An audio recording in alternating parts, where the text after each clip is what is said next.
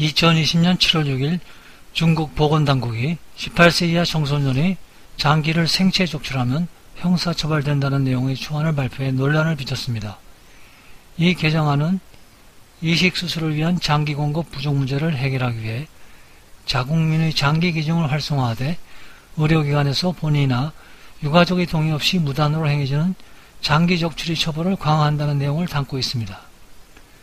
지금까지 중국에서 본인 동의 없이 산 사람의 장기를 적출하거나 의료기관에서 허가 없이 장기 이식 수술을 할 경우 처벌은 행정처분에 그쳤습니다. 이번 개정안에는 처벌을 형사처벌로 강화하기로 했습니다. 논란이 된 것은 18세 이하 국민의 생체 장기를 적출하면 형사처벌된다는 조항입니다. 생체 장기 적출이 형사범죄가 된다는 경우를 피해자가 18세 이하로만 한정됐다는 게 말이 안 된다는 것입니다. 중국 온라인에서는 그럼 다른 연령의 장기를 적출하는 것은 형사범죄가 아닌가라는 지적이 나오고 있습니다.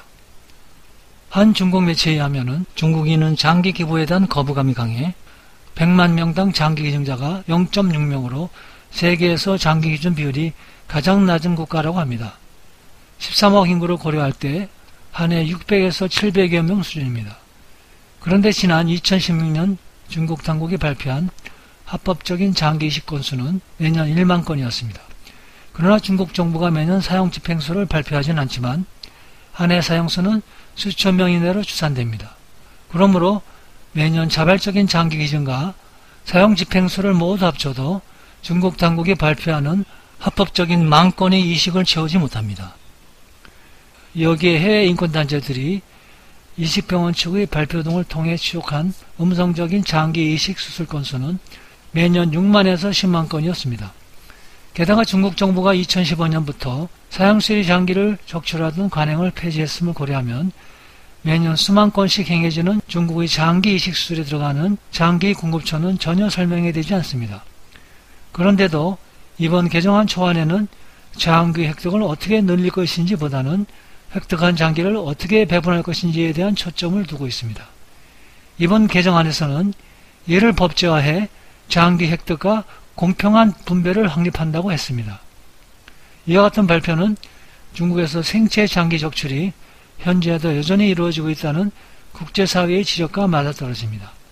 현재도 중국의 병의료원에서는 환자의 동의를 받지 않거나 가족 등 보호자 몰래 장기를 적출하는 일이 벌어지고 있습니다. 중국 감옥에 수감된 위구르족, 이슬람도 신도, 지하교회, 기독교인, 티베트, 불교도, 파륜군 수련자 등도 주된 피해자로 지목됩니다. 그래서 2016년 6월 미국 하원은 파륜군 수련자와 양심수의 장기를 강제적으로 적출하는 범죄를 즉각 중단할 것을 요구한 제343호의 결의안을 만장일치로 통과시켰습니다. 유럽의회 의원들도 같은 해 7월 공동성명을 내고 중국 공산당의 강제 장기 적출 범죄에 대해 조사할 것을 유럽의회에 촉구했습니다. 하지만 이번 개정안 초안에는 획득한 장기를 어떻게 분배할 것인지에 대한 언급을 하면서 중국 내의 의료기관의 불법 행위가 장기의 부실관리의 주요 문제점으로 보이도록 하고 있다는 것이 문제점입니다. 그러나 이 사건은 중국 정부가 주도하는 강제 장기 적출이고 중국 공안, 검찰, 법원 조직이 개입했다는 것이 객관적인 사실이라고 밝혀지고 있습니다. 지난 1일 홍콩 코즈웨이 베이 일대에서 보안법 반대 시위가 일어났을 때 반중 매체 에포크 타임스의 요직원 천사오지안 씨는 시위대 사이에서 신문을 나눠주고 있었습니다. 이때 진압에 나선 경찰이 전 씨도 보안법 위반이라며 체포해 끌고 갔습니다. 조사를 맡은 여경은 전 씨가 보안법 위반 혐의를 부인하고 진술서에 서명 날인을 거부하자 이렇게 협박했습니다. 서명 날인도 안하고 옷도 갈아입지 않겠다고 하니 중국 본토로 가서 산채로 장기 적출당하게 해줄까라고 협박해 간접적으로 중국 정부에 의한 불법 장기 적출을 입증하고 있었습니다. 또한 최근 홍콩 경찰이 보안법 위반으로 체포된 시민들을 상대로 DNA를 채취하고 있는 것도 시민들이 불안감을 부채질하고 있습니다. DNA 검사를 통해 범죄 예방뿐만 아니라 장기 이식 적합도까지 조사하려는 것이 아니냐며 불안해하고 있습니다. 또한 홍콩법 38조의 내용은 다음과 같습니다. 이 법은 홍콩 특별행정구의 영주권이 없는 자가 홍콩 외의 지역에서 이 법이 정하는 바의 범법을 홍콩에 대해서 저지를 때 적용된다고 명시하고 있습니다. 중국 혹은 중공이 지구상의 모든 인류, 아니 지구 외 다른 행성에 사는 존재에 대해서까지 자기네 법을 주장하겠다는 것입니다. 중국이나 홍콩 외에 사는 이성적인 사람이라면 누구나 내가 홍콩에 관한 중국법 효력이 나에게 미치지 않을까 우려할 필요는 없다고 믿을 것입니다. 그런데 그런 이성적인 사람이 틀렸을 수도 있다는 것입니다. 이 제38조는 이 법이 홍콩의 영주권이 없는 사람에게도 모두 적용된다고 분명히 말하고 있습니다.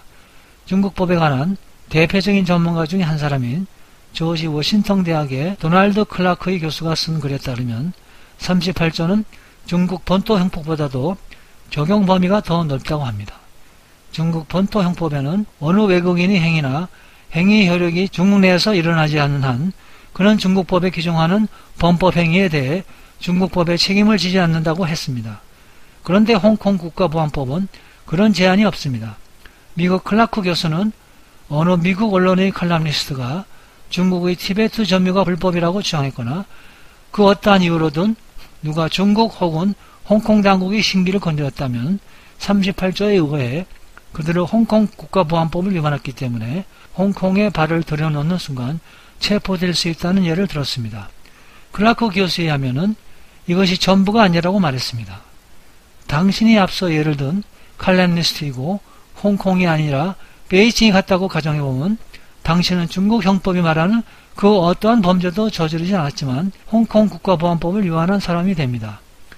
그러면 홍콩 당국이 중국 본토 당국에게 당신을 체포해 홍콩으로 소환해달라고 요구하면 어떻게 될까요?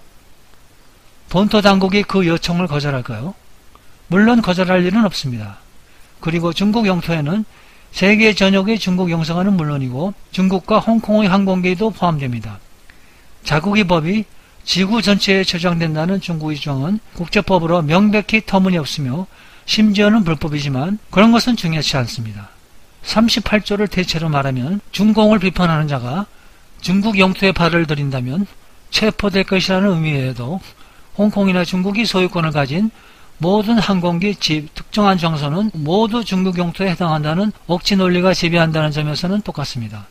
이런 상황에서 중국을 지지하는 큐바의 성명인 수치 축에 합류한 나라가 53개국이나 됩니다.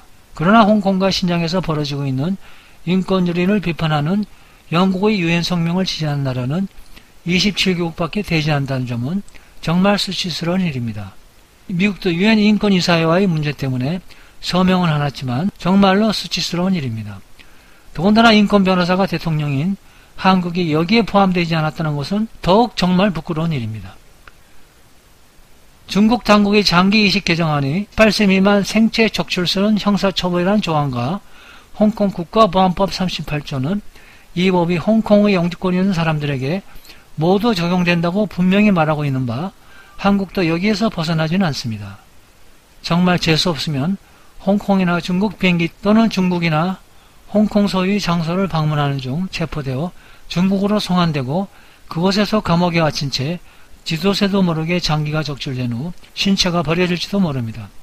더군다나 한국 정부는 중국을 지정하는 인간들이 권력을 가지고 있기 때문에 인권유린을 비판한 영국의 유엔 성명에 서명하지도 않은 상태라 중국에서 한국 정부에 홍콩법에 저촉된 사람을 송환해달라고 하면 거부하지 못하고 정말로 자국민을 중국으로 송환해 갈지도 모릅니다.